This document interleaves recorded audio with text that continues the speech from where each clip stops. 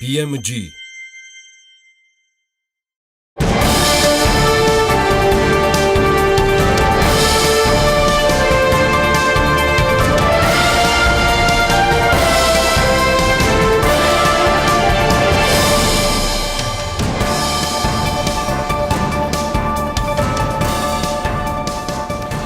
მშვიდობის საქმის კურსის შემოჯამებელი გამოშვებით ბრუნდება ეთერში, რომელსაც ბექა ბაციკაძე გაუძღვება. ლარის გაუფასურებას განაგრძობს ეროვნული ბანკის ბოლო მონაცემებით 1 ამერიკული დოლარი 2.68 ღირს.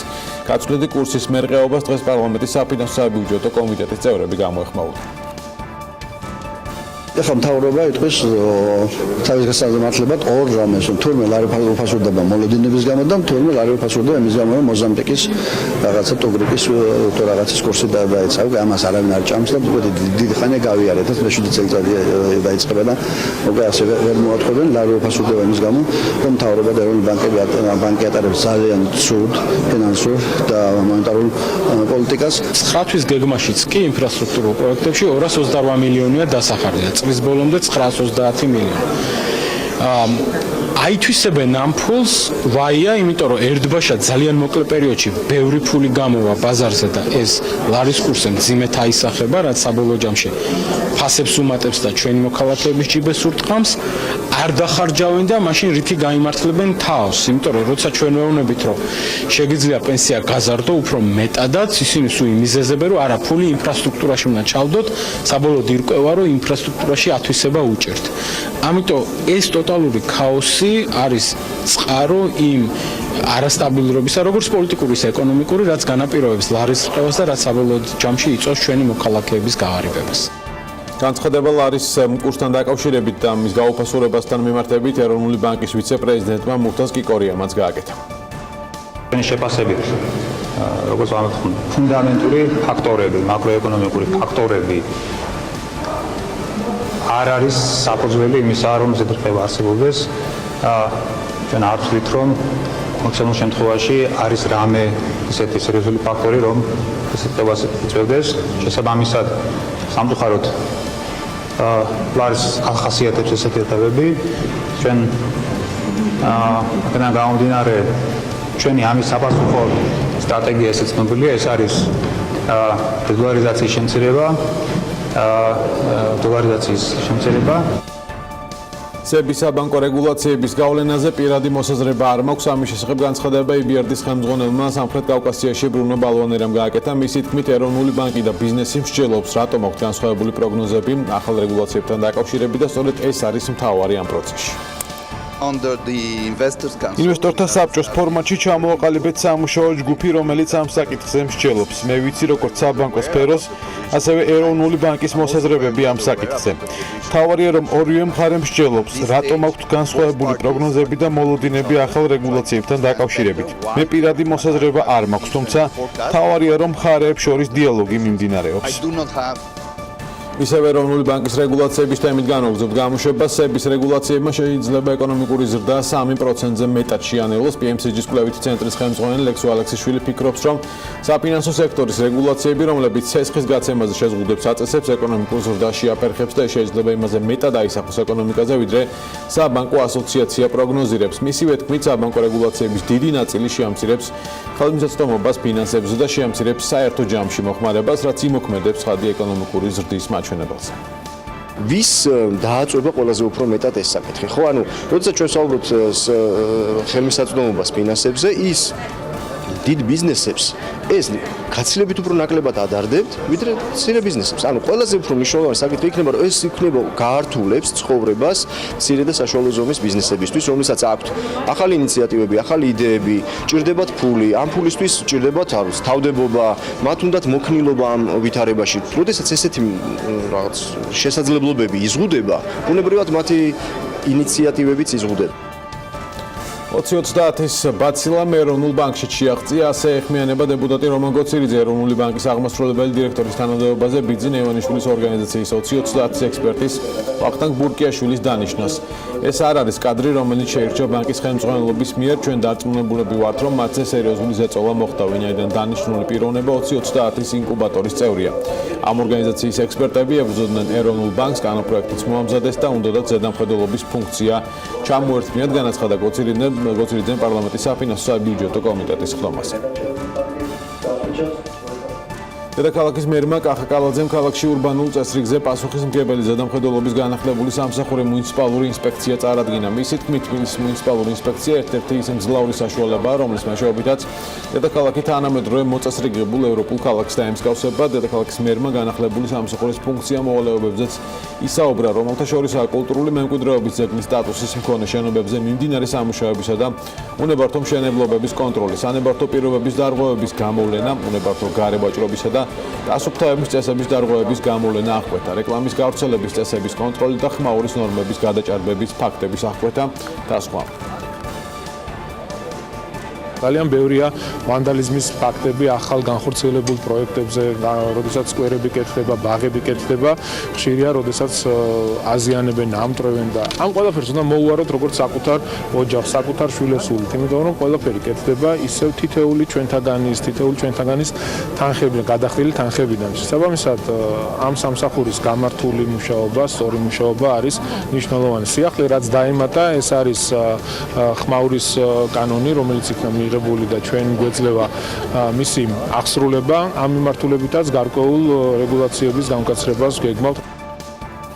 პარლამენტმა 2019 წლის სახელმწიფო ბიუჯეტის პირველადი პროექტის განხილვა დაასრულა. დღეს საფინანსო საბიუჯეტო კომიტეტზე დოკუმენტის შემაჯამებელი განხილვა გაიმართა, რომელსაც სახელმწიფო აუდიტის სამსახურის უფროსი ესწრებოდა. ირაკლი მეკობიშვილმა დეპუტატებს ბიუჯეტის პროექტზე აუდიტის სამსახურის დასკვნა გააცნო. საბიუჯეტო განხილვის პროცესს დავით ჯალაღონია შეაჯამებს. დავით საღამომშვიდობის. საღამომშვიდობის და სახელმწიფო აუდიტი რამდენიმე ძირითად საკითხზე ურჩევს მთავრობას ყურადღების გამახვილებას. დასკვნის თანახმად, რაც დღეს პარლამენტში განიხილეს, ისევ დღიად რჩება სახელმწიფო ვალის მართვის სტრატეგიის გასაჯაროება. აუდიტის სამსახური აღნიშნავს, რომ ჯერ კიდევ 2016 წელს უნდა გამოქვეყნებულიყო ვალის მართვის სტრატეგია, რისთვის არის ეს დოკუმენტი უკვე საჭირო, განმარტება მოცემულია აუდიტის დასკვნაში.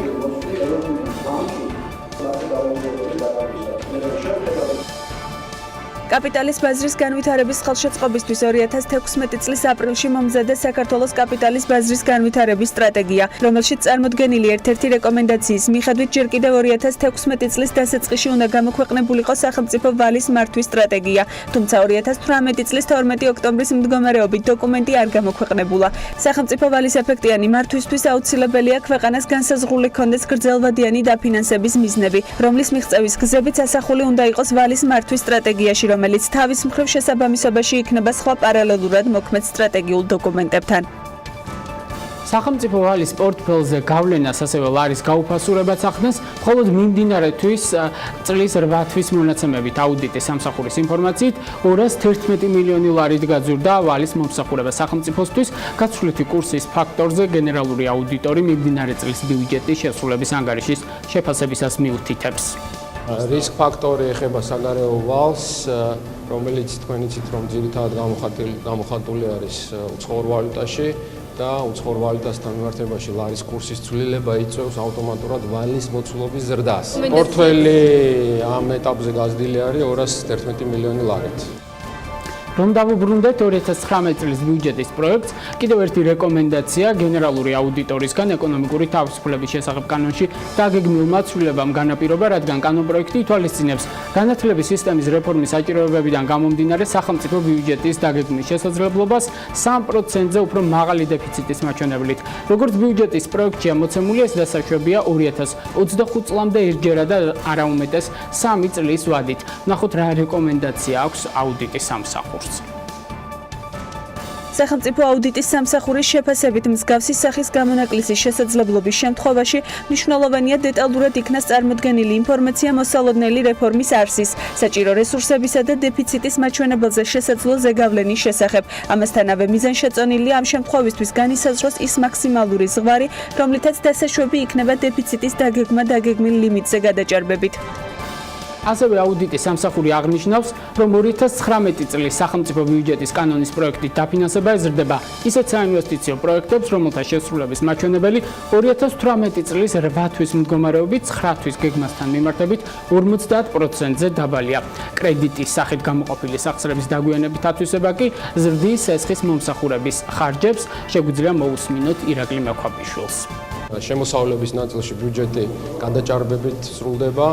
გვაქვს გარკვეული ჩამორჩენა გადასახდელებში, ანუ ხარჯვით ნაწილზე და თეორიულად არის იმის ასე ვთქვათ, მოლოდინი, რომ ბოლო 4 თვეში თუ გავითვალისწინებთ იმას, რომ მთლიანად ბიუჯეტი შესრულდება და ავითვისებთ, ბოლო 4 თვეში მოხდება ამ თანხების გახარჯვა, რაც ვფიქრობ, რომ საკმაოდ საყურადღებო თემა არის და ეროვნული ბანკი ხაზინასთან ერთად ამას იმედია ყურადღებას მიაქცევს. გენერალური აუდიტორის შენიშვნებს საფინანსო საბიუჯეტო კომიტეტის დასრულების შემდეგ უკვე უპასუხა ფინანსთა მინისტრის მოადგილემ გიორგი კაკაურიძემ. ეს ათვისებაში დაკავშირებით არის რამდენიმე მსხვილი პროექტი, რომელიც განხორციელებას მნიშვნელოვნად შეცვლის ათვისების მაჩვენებელს. ეს არის ყველაზე მნიშვნელოვანი რიგოთიდან ზესტაფონის მიმართულებით ავტომაგისტრალის მშენებლობის გარკვეული მონაკვეთები, ასევე გუდაურის მიმართულებით ახალი გვირაბის და გზის მშენებლობის ნაწილი, რაზედაც დაახლოებით 300 მილიონ ლარზე მეტი იყო გათვალისწინებული ბიუჯეტში. რეალურად მათი ჯამური მოცულობა, რაც შეიძლება მოხდეს განხორციელება, ანუ გადაცემა თანხის, ეს არის დაახლოებით 600 მილიონი ლარი, თუმცა კიდევ ერთხელ გავიმეორებ, ეს არ არის საბოლოოდ დასრულებული სატენდერო პროცედურები და როგორც დასრულდება, იმის მიხედვით მოხდება ამ თანხების გადაცემა ან გადანაწილება შემდგომ წლებზე. დღეს ბიუჯეტის განხილვა დასრულდა, დოკუმენტის შენიშვნებით მთავრობას გადასამუშავებლად გადაეგზავნება. ბერქა. მადლობა, ეს იყო დავით ჯალაყონია. EBRD-ის მხარდაჭერით ევროკავშირის დაფინანსებით ახალი პროექტი დაიწყო Trade Ready მცირე და საშუალო ბიზნეს წარმომადგენლებს საშუალებას აძლევს საკუთარი პროდუქცია ევროკავშირის და სხვა ქვეყნებში გაიტანონ ექსპორტზე, ფინანსური ხალხმისაწვდომობის გარდა კერძო სექტორს ბიზნეს კონსულტაციების მიღება შეეძლებათ. უფრო დეტალურად რას ითვალისწინებს პროექტი, ვნახოთ ჩვენი სიუჟეტი. Trade Ready. What a great name. Trade Ready ახალი პროექტია, რომელიც საქართველოში მოქმედ მცირე და საშუალო ბიზნესის წარმომადგენლებს საერთაშორისო ბაზარზე კონკურენტუნარიანობის გაძლიერებასა და ექსპორტში დაეხმარება. პროგრამა, რომელიც EBRD-ის მხარდაჭერითა და ევროკავშირის დაფინანსებით ხორციელდება, დღეს წარადგინეს. ახალი პროექტი ბიზნეს ფინანსურ ხელმისაწვდომობასთან ერთად ბიზნეს კონსულტაციებსაც გაუწევს. მისი მეშვეობით კერძო სექტორის წარმომადგენლებს შეეძლებათ მიიღონ ინფორმაცია, რა სტანდარტებია საჭირო ევროკავშირსა თუ სხვა ქვეყნებში პროდუქციის ექსპორტისთვის. ევროკავშირი იწყებს ახალ ინიციატივას, რომელსაც EBRD-ის დახმარებით განახორციელებს საქართველოში. პროგრამა მორგებულია მცირე და საშუალო ბიზნესზე. ფინანსური რესურსის გარდა მეწარმეებს საშუალება ექნებათ გაიარონ ტრენინგები და კონდეთ ცოდნა, რომელიც მათ პროდუქციის ევროკავშირში გატანისთვის დაეხმარება. მთავარი გამოწვევები დღეს მცირე და საშუალო ბიზნესისთვის სწორედ ესაა: ერთის მხრივ ფინანსები და მეორეს მხრივ ცოდნა. დღეს ვიწყებთ ახალ პროგრამას Trade Ready. საქართველოს პირველი ქვეყანა აღმოსავლეთ პარტნიორობის ქვეყნებს შორის, სადაც ევროკავშირის დახმარებით აღნიშნული პროგრამა იწყება. რაც შეეხება მის შინაარსს, ჩვენ ვაერთიანებთ ძველ სავაჭრო პროექტებს, რომელსაც ასე კარგად იყენებს საქართველოს სხვადასხვა ბანკის მეშვეობით. ის მიმდინარეობდა ჩვენი ტექნიკური დახმარებით. ეს ძველი პროექტი გავაერთიანეთ ახალ პროექტთან და მისი მიზანია საქართველოს დაეხმაროს ექსპორტში არა მხოლოდ სავაჭრო ინსტრუმენტებით, არამედ ტრეიდინგით და ნოუ-ჰაუით, თუ როგორ უნდა გამოიყენონ აღნიშნული დახმარება. ბიზნეს განათლება არის საკითხი, რომელიც კომპანიების განვითარებისთვის ერთ-ერთ მთავარ გამოწვევად რჩება. ამბობს სახელმწიფო პროექტ აწარმოეს საქართველოში ხელმძღვანელი. პროექტის ავტორების თქმით, ახალი ინიციატივა მცირე და საშუალო საწარმოებს ურთიერთობას გაუიოლებს ბანკებთან და მათ იაფ ფინანსურ რესურსთან ხელმისაწვდომობასაც უზრუნველყოფს. პროგრამა Trade Ready მეწარმეებს საბრუნავი საშუალებების დაფინანსებასა და ტრენინგებს შესთავაზებს. არის გამოწვევა ტექნიკური კუთხით, ანუ მაგალითად დანადგარების დაიარაღება, სტანდარტების დანერგვა და ჩვენ ამისთვის გეგმავთ კონკრეტული პროგრამა შევთავაზოთ ექსპორტიორ კომპანიებს, რომელიც დაეხმარება მათ გადაიარაღონ თავისი პროდუქცია, რადგან არიან კომპანიები, რომლებსაც აქვთ გაფორმებული კონტრაქტები და აქვთ ძალიან კონტაქტები უცხოეთში, თუმცა იმის გამო, რომ მათი დანადგარები არ არის, თქვათ, ევროკავშირის სტანდარტის, ისინი ვერ ახდენენ იმ რაოდენობის ექსპორტს, რა რაოდენობის პოტენციალი მათ გააჩნიათ. GTEX-ი ერთ-ერთია იმ კომპანიებს შორის, რომელმაც EBRD-ის ფინანსური რესურსის პროგრამით უკვე ისარგებლა. კომპანიის წარმომადგენელი ამბობს, რომ ახალი პროგრამა Trade Ready, რომელიც საბრუნავი საშუალებების შეძენაში ეხმარება ბიზნესს, კერძო სექტორისთვის განსაკუთრებით სასარგებლო იქნება. ჩვენთვის ძალიან კარგი იყო მონაწილეობა მიგვეღო ისეთ პროექტში, როგორიც არის EGP ეს არის მცირე და საშუალო ბიზნესების განვითარების პროექტი. ანუ აქ ჩვენ გვყავდა უცხოელი კონსულტანტი, მოწვეული კონსულტანტი, რომელიც დაფინანსებული იყო EBRD-ის მხრიდან. საჭიროება ჰქონდა, რომ მოგვეხდინა სტრუქტურული ცვლილებები, დაგვეხვეწა ფუნქციები, ERP სისტემაზე გადაგვეხედა და აქედან გამომდინარე უცხოელ კონსულტანტებთან ერთად ჩვენივრად გავდივართ ამ პროცესს. პროექტი Trade Ready მცირე და საშუალო ბიზნესს საერთაშორისო ვაჭრობაში ინტეგრაციასა და პოტენციურ პარტნიორებთან დაკავშირებაშიც დაეხმარება. და თემაზე საუბარს უკვე მარია მოგილნაიასთან EBRD-ის მთავარ ბანკირთან ერთად განვაგრძობთ. საღამო მშვიდობის, გალბატონო მარია, მადლობა რომ ხართ ჩვენი გადაცემის სტუმარი. რას გულისხმობს ეს პროექტი, რომ ახსნათ მაყურებლებისთვის და როგორ დაეხმარება ის ქართულ მცირე და საშუალო ბიზნესს? ეს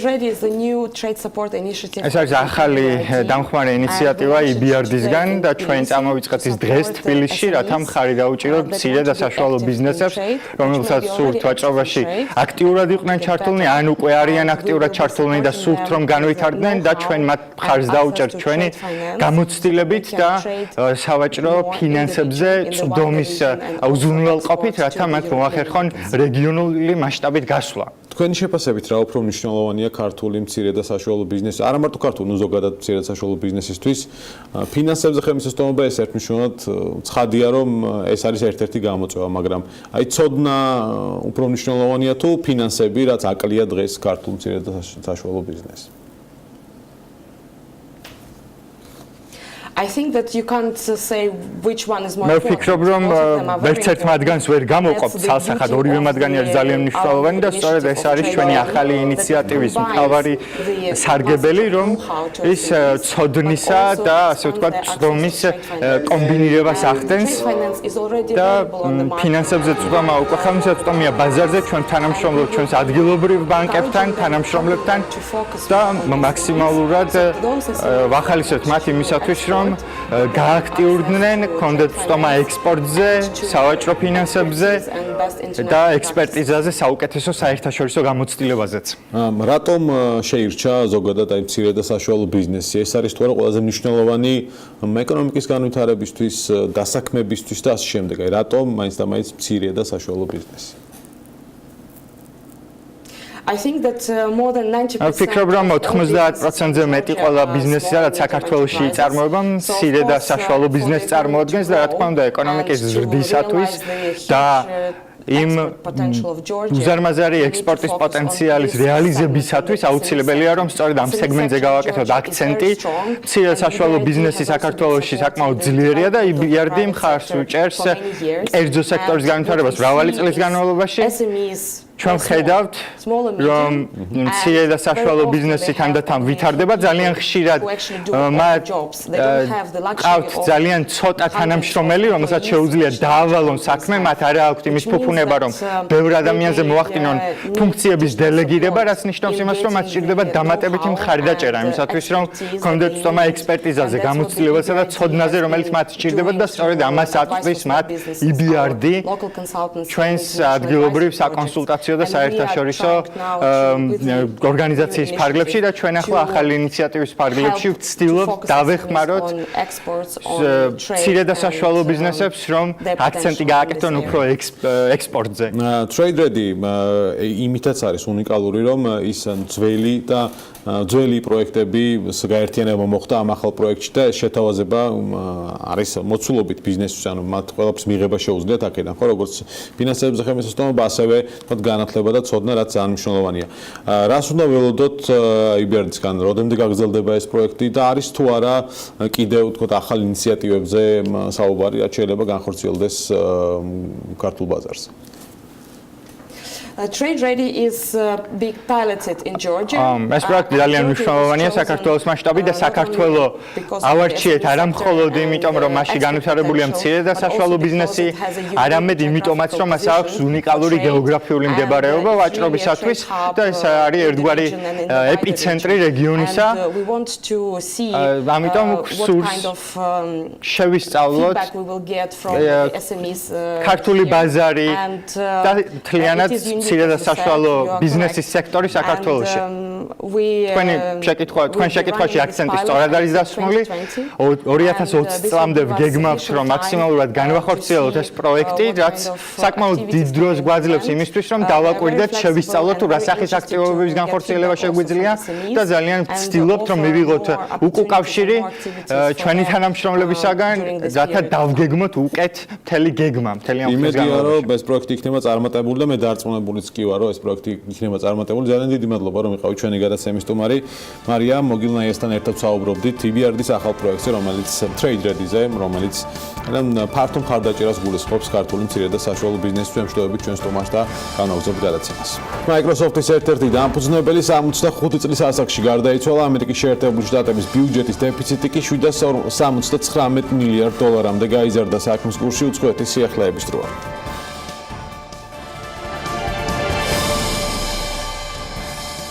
Microsoft-ის ერთ-ერთი დამფუძნებელი პოლ ალენი 65 წლის ასაკში გარდაიცვალა. ის ინვესტორი, ანტრეპრენიორი და ფილანტროპი იყო, რომელმაც მნიშვნელოვანი გარდატეხა მოახდინა თანამედროვე ცხოვრებაში ისეთ მიმართულებებში, როგორიცაა ტექნოლოგიები, მეცნიერება, სპორტი და მუსიკა. Forbes-ის მონაცემებით მისი ქონება 20.3 მილიარდ დოლარს შეადგენდა. აღსანიშნავია, რომ პოლ ალენმა თავის სიცოცხლეში დაახლოებით 2 მილიარდი დოლარი ქველმოქმედებას შესწირა.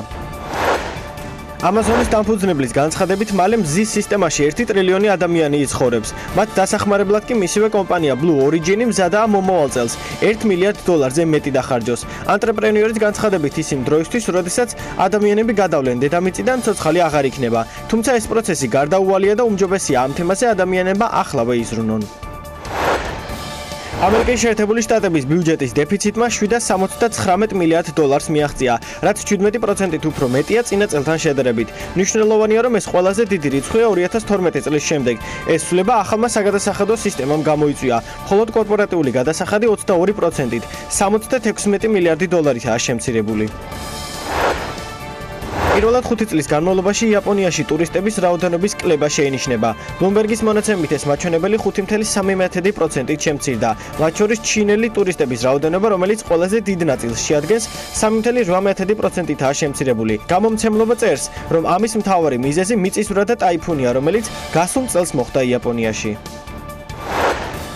საუდის არაბეთის საფონდო ბირჟა 33 მილიარდი დოლარით იზარალა იმ შესაძლო სანქციების დაწესების გამო, რომელიც ინვესტორებს აშინებს. ქვეყნის ხელმძღვანელობამ კი საპასუხოდ განაცხადა, რომ შავი ოქროს ფასი შესაძლოა 100, 200 ან უფრო მეტიც 400 დოლარამდე გაზარდონ. შეგახსენებთ, რომ საუდის არაბეთი ყოველდღიურად 10 მილიონ ბარელ ნავთობზე მეტს აწვდის მსოფლიოს.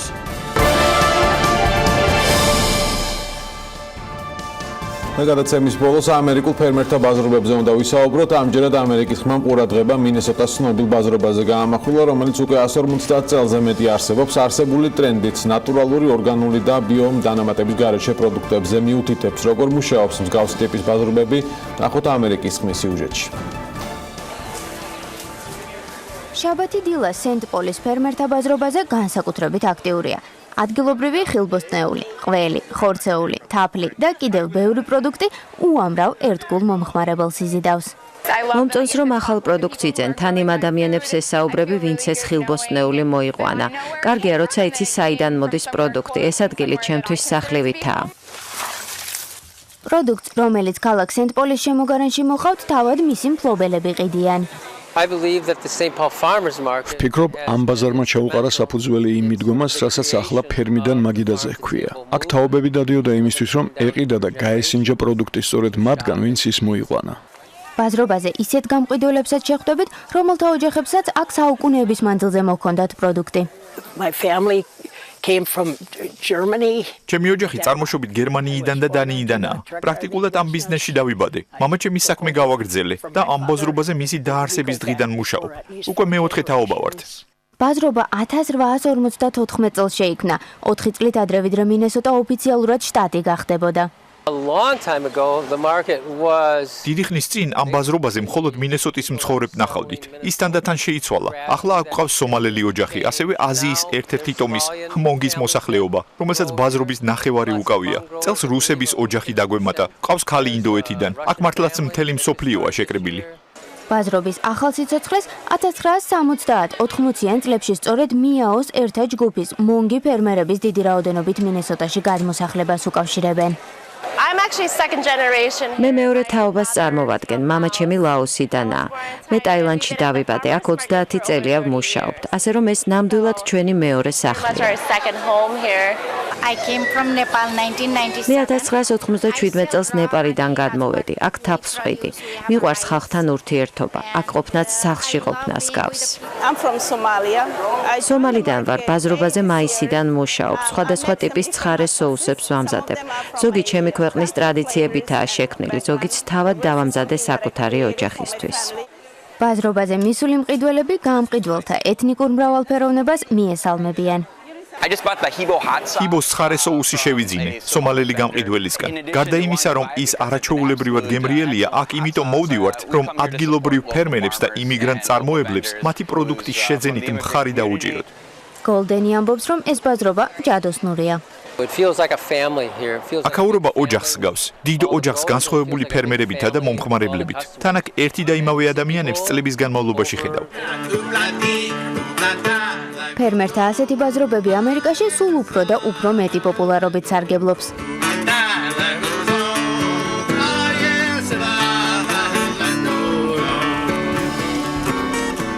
საქმის კურსი დღეს ამი დასრულებულია. მადლობა ყურადღებისთვის. ხვალ შევხვდებით ერთმანეთს. ნახვამდის.